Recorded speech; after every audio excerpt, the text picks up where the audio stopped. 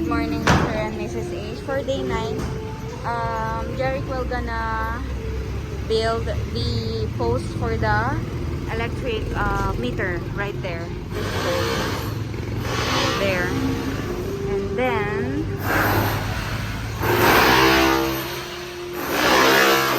there's one doing the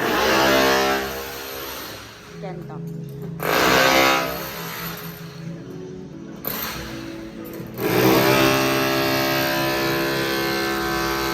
So hello, day 9, end of the day, and for today's video, they already finished the finishing touch for this wall. Ayan. As you can see, the hollow blocks is not visible already. Same with that, and same with that.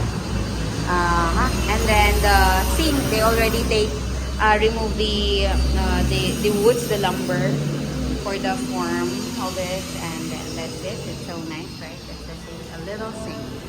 And they are now doing some of the plumbing there. And then let's go out here. We have pretty yarn. Tarot.